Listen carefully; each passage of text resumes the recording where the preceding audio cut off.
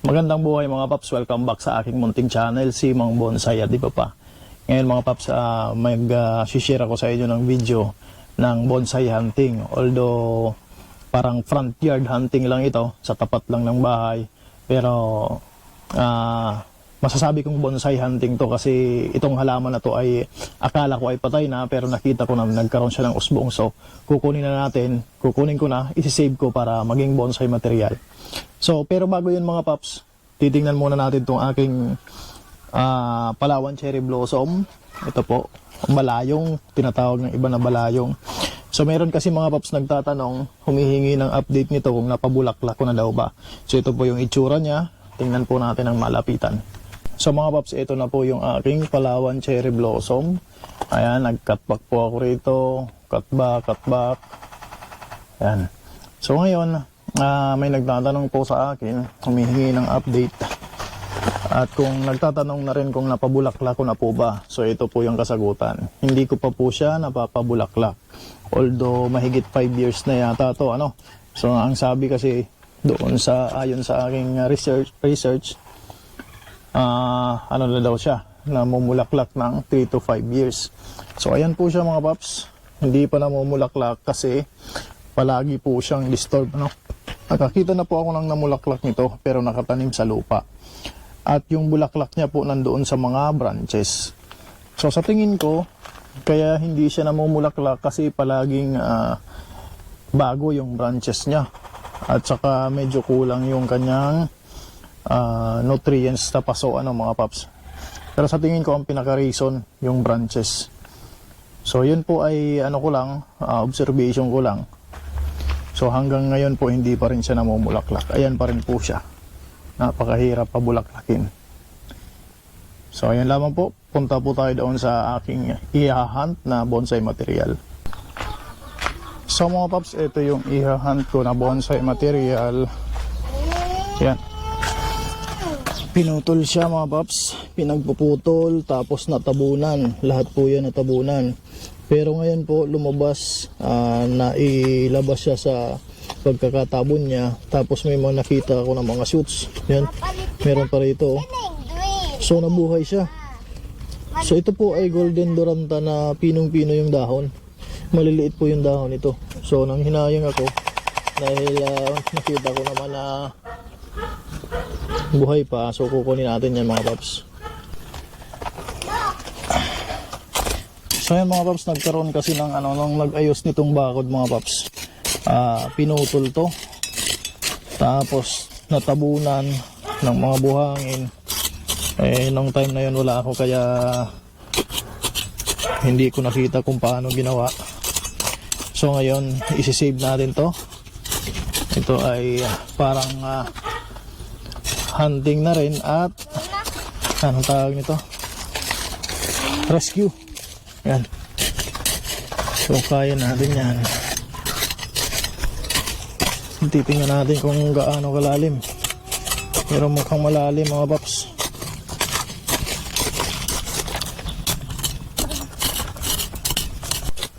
So yan mga paps, kung makikita nyo, ang ginagawa ko, hinuhukay ko pa ikot ng halaman. Susubukan kong i-root ball kung kaya. Pero kung hindi ma-root ball, okay lang. Madali lang naman tong mabuhay, ano mga paps. So kahit cutting nito nabubuhay. So how much more kung itong rooted. So eto mga paps, at malapit ko na makuha. Medyo nakikita ko na yung mga main roots. So hukayin pa natin. Yeah. Yan. Kabilis lang magalaw. So lapit na makuha mga paps. So kailangan lang putulin itong main roots. Yan. Yan. Bilis lang makuha.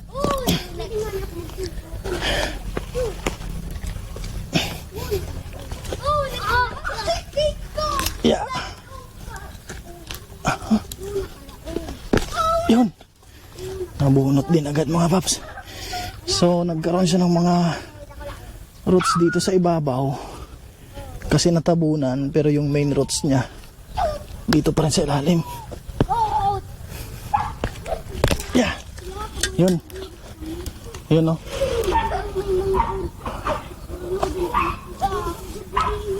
So, eto mga paps, ang itsura niya. Kita nyo yan? Ang daming roots sa ibabaw. Pero yung main roots niya nandito pa rin. Ngayon, susubukan natin itong kunin. So mga paps, ito na yung itsura niya. Bali, ito yung main roots niya. Kung makikita nyo yan, ito yung main roots. Since natabunan siya, nagkaroon pa siya ng mga roots dito. Ngayon, ewan ko lang kung buhay pa tong main roots. Pero pag ginanyan ko siya, hindi na siya green. Yan o, pag kinurot, hindi na green. Tapos kung makikita nyo rin, bulok na. Yan. So sa tingin ko, ito na lang yung buhay. Itong nasa ibabaw na to. Kaya, ito buhay pa, oh. Itong isa buhay pa. Yan, buhay pa sila. Maganda sana kung buhay pa tong main roots. Kaso bulok na yung main roots eh.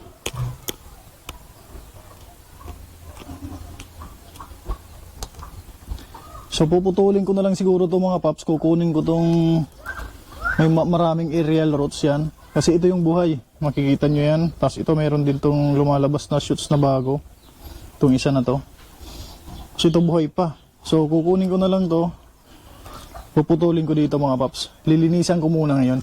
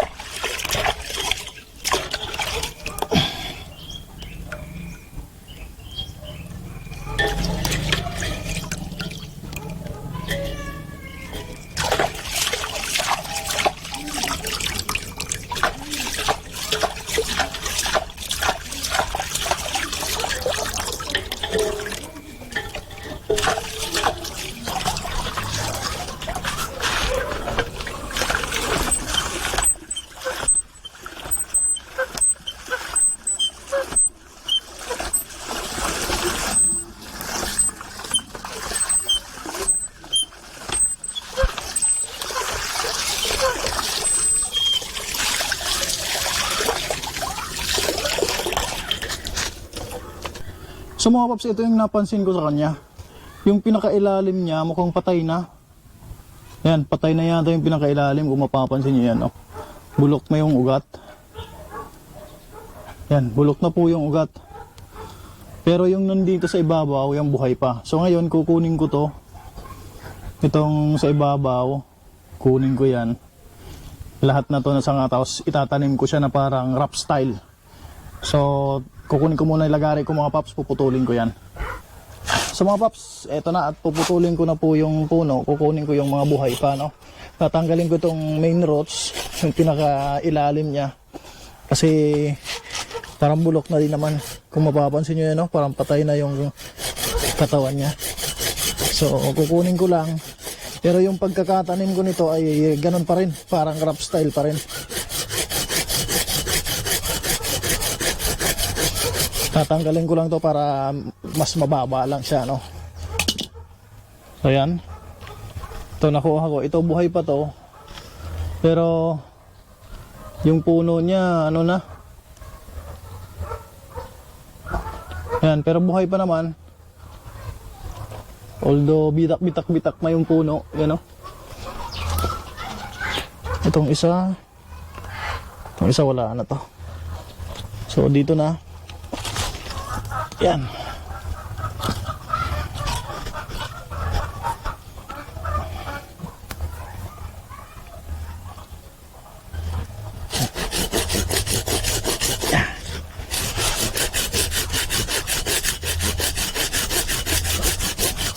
Napakasipag mag-shoots nitong puno na to mga paps. Maraming magbigay ng sanga to, kaya magandang material.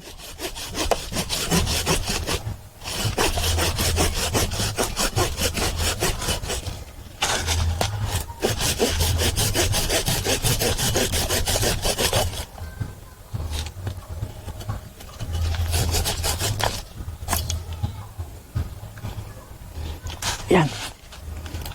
Ito naman tayo.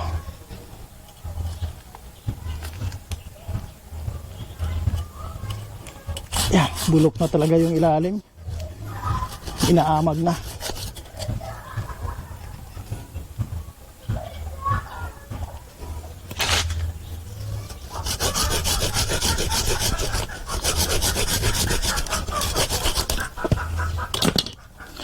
So ayan mga paps.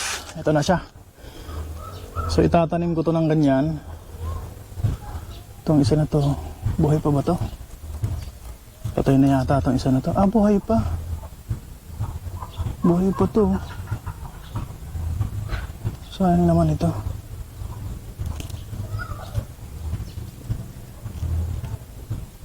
Itong isa mga paps, buhay pa. Titingnan natin kung mapapatubo pa natin to.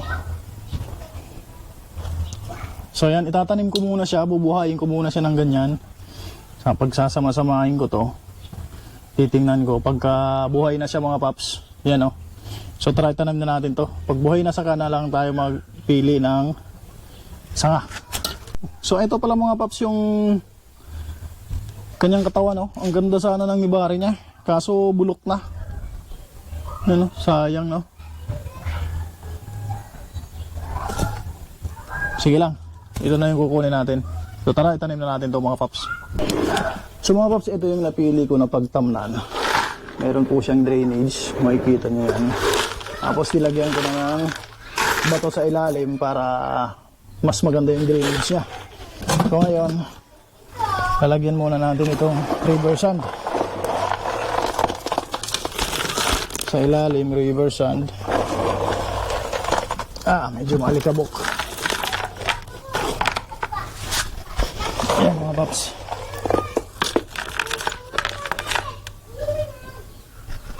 Maalikabok. So basahin natin para mabawasan ng alikabok.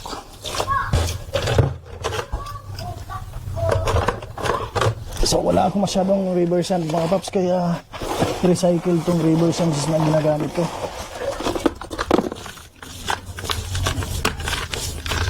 Yan.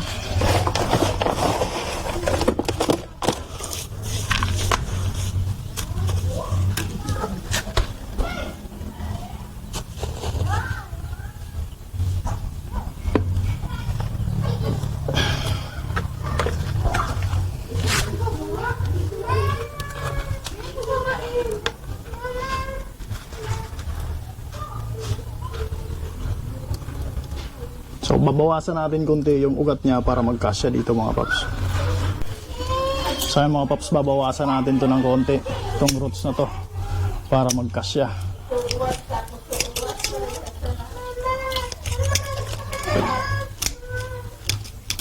Yan. So lagay na natin dyan. Ganyan lang muna. Tapos ito, para maging mabuhay siya, no? Kasama. Mamaya na to, siguro. Para maging wrap style. Wrap style pa rin.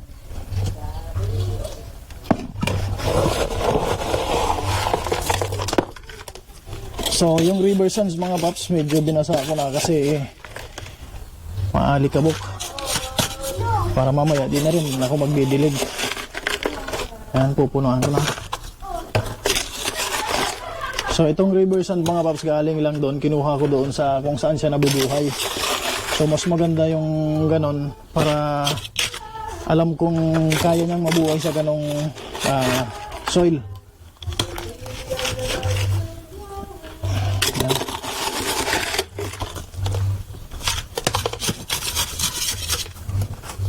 So sana mabuhay natin ito mga paps. Yan, ilalagay ko nito. Saan natin ito ilalagay? Dito.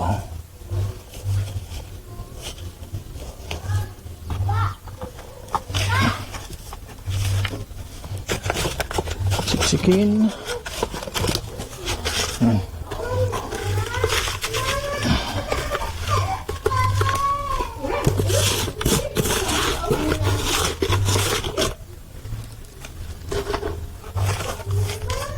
So ganyan lang kalalim mga paps. Bali hindi ko lahat tinabunan lahat ng ugat niya kasi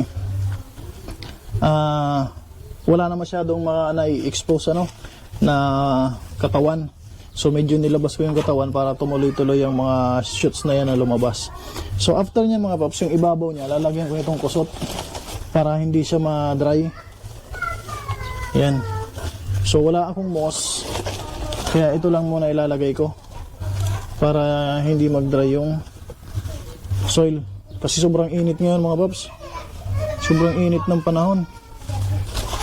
So alternative sa moss, ito na lang yung gagamitin ko. So ganyan lang muna siguro. Yan. Tapos didiligan ko to mamaya. Pero mamaya na kasi basa pa naman yung ginamit natin na soil medium. So mga paps, ito po at tapos ko nang maitanim yung Golden Duranta. Kung makikita nyo yan, di ko po tinanggal yung mga shoots niya para maliliit pa rin naman yan at saka kunti pa lang para mabuhay siya signs of life. Pag yan po na matay, natuyo, nawala, so ibig sabihin patay na yung halaman. So yan na po siya. Ito yung ating bagong hunt. So abangan nyo po yung update. So sana ay magtuloy-tuloy yung buhay nito. Yun lamang po mga paps. Maraming salamat sa panonood. Sana po ay nag-enjoy kayo at sana meron kayong natutunan kahit pa ano bonsai hunting mga paps. So yun lamang po once again. Iimbitahan ko po kayo na mag-subscribe. Click nyo po yung notification bell at share nyo na rin para mas lumawak yung maabot ng ating channel. Yung lamang po. Magandang buhay at happy bonsai.